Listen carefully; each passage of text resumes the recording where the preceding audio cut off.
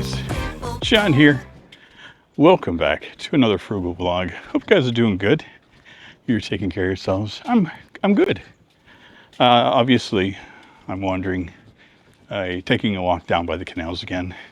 It is just around 5 o'clock in the evening. I'm trying to do these walks either in the morning or later on in the day to get my steps in, and I'm just trying to finish off my 10,000 steps for the day. And I am at around 9,000, so we're close. By the time I get home and have dinner, I'll be over the limit, which is good. If you read the title, you know all too well what I'm doing. So I am heading back to Cambodia. I thoroughly enjoyed my time there. The 10 days that I spent in Siem Reap was outstanding. It was just the motivation that I needed. I was so creative when I was there. I felt inspired. And on top of it all, I felt healthy. And that's the biggest hurdle for me. Obviously, if you've paid attention to my ramblings and my videos as of late, you will know that I have not been dealing well with the problem I've had having with pollution. I really haven't addressed why I have such an issue with it, so I may as well just let that out. There's two issues that I've been dealing with. First and foremost is the allergies that the pollution causes.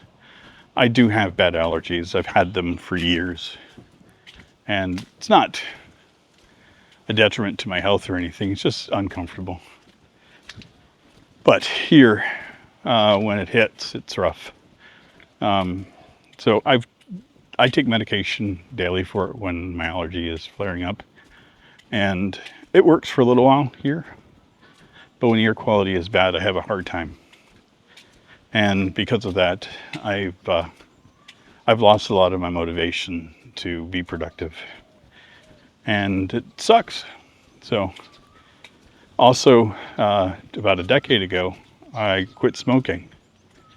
So the part that really is driving me nuts here is that I heard motorcycles, so I thought they were driving here, is that when the pollution is bad, I get that feeling in my chest like I did when I was smoking.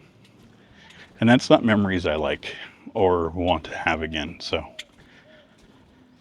I need to make changes. So I was kicking around the idea of trying to find another place in Thailand. And the problem with that is visas. So getting extensions done in Bangkok, you'd have to go to, a certain area, get that done. It's limited to where you can get that done in Thailand. So then your other option is border runs. And that's a pain in the ass too. So I know I've been asked, why don't you get a visa? Like an extended visa? Which is something I was looking at. There's a lot of different options that you have here. And the one for retirement for myself requires a certain monetary amount that I would have to have in a bank account in Thailand. And again, there's constant checks, and it's a constant process. And a lot of folks that I've talked to that have them, there's a lot of loopholes that change every time they go to do it. And not knowing all the ins and outs of a thing would drive me nuts.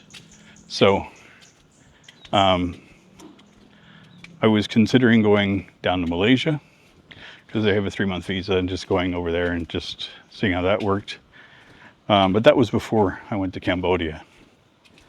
So when I got to Siem Reap, and I got so inspired and I loved it, and checking into the visa requirements, it doesn't seem to be as bad or as complicated as here in Thailand.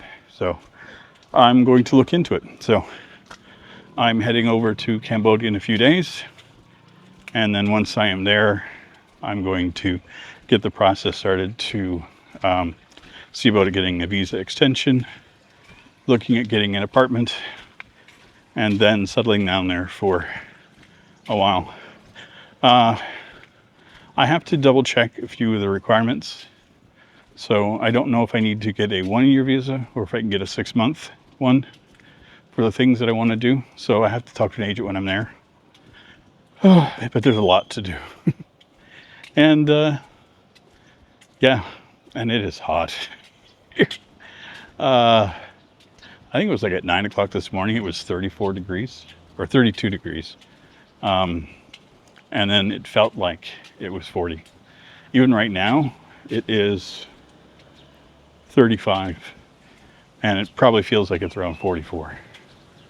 Like it's just hot. The humidity here is just, whew. I used to get humidity like this in Florida every now and again, but it would clear up in the evenings, and then you could have like the breeze in the evenings. It was lovely, but I haven't sensed the breeze here much of anything for a while. Oh, so yeah, it's been. I'm you know, you can probably hear it in my voice. You know, I'm kind of sad. I'm also excited, nervous more than anything about this next steps. You know, I don't know if I feel like I've let myself down or not here. Like I've honestly given it the best chance I can, but when it comes down to quality of life for myself is what I have to actually look at. And if I'm having trouble going outside and taking my walks every day, I might as well be back in Canada dealing with, you know, minus 20 degree weather, you know. And I'm joking about that. I would rather this. But I would rather be here like it was when I first arrived. The air quality was a lot better than it is currently. And my understanding is it's going to get worse here over the next little while. So that's the thing I got to deal with. Okay, let's see if this works. Oh, joy.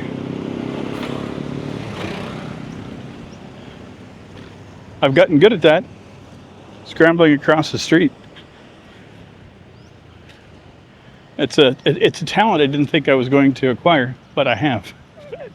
I have learned things in Thailand since I've been here. Yeah, so I don't have, obviously, I've really loved my time in Thailand.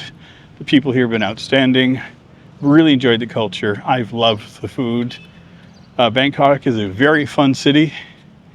Like I said, if it wasn't for the fact that getting around for me now has become more difficult, I wouldn't even be considering checking out another place. It's a great hub, and but you know, I think life deals you a hand every now and again, and it keeps on throwing little tidbits at you of like, oh, you know, maybe you should, you know, take a look. Little messages, right? You know, life likes to throw you these little curveballs every now and again. And a lot of times we just choose to ignore them and just go on our merry fucking way. But I have learned after 55 years that you got to pay attention to those little curveballs when they come at you. Make decisions. And yeah, I will bring it to the basic. And this is the part that sticks, is like my dad said to me that he hasn't seen me that happy, and he said, it looked like you were home. And he's right. That's exactly what Cambodia or Siem Reap felt like for me. It felt like home. Like honestly, within a day or two of being there, I felt something, and I was like, what the hell? What's going on here? And then as I spent more and more time, I was seeing little bits and pieces of the culture and the people and how that they behave. That was more along the lines of what I'm looking for. And I think that's what, you know, inevitably we all have to do, is to find our happy place, that, you know, where you want to settle and be comfortable with yourself. And I'm not gonna lie, I've been looking for a long fucking time. I have traveled a lot, and I think the reason it was so shocking is that I felt something that I haven't normally felt there. And that was being completely content. I usually end up finding the place that I'm at, and I will find excuses for liking it. But I didn't find any excuses there. I was trying to find excuses why I shouldn't like it, which is the direct opposite. I'm like, no, this is just way too good. Things are going too well. When's the other shoe dropping? You know, that kind of shit. But yeah, so I'm going to go back and give it a shot and see what I can do. Yeah, today kind of just to reaffirm my decision is I was in the mall. I had to exchange some money and get some money out of the ATM for my trip. Just make sure I had things organized in advance. And as I was walking out of the mall, I was on a floor that I normally don't walk on, and I saw a stationery and art store. And I was like, I used to draw all the time. So I'm like, oh, I wonder how much it would cost to get like a pad and some pencils. Just do sketching, you know? And $6 later, I walked out with a nice pad, some pencils. I got a grayscale set and a metallic colored set. And I also got a nice pen for doing some ink sketching, really fine tip on it. And I am excited to go back to Siem Reap, sit next to the water and sketch. Something I don't think I've done in years. And like I said, like that for me reaffirms everything for me, where I want to be. So hope you guys understand. But yeah, I hope you guys appreciate that I'm making some changes. You don't mind. Things will be good. I will still be making tons of content. I'm not adjusting that at all. Just maybe the type of content I'm making could change.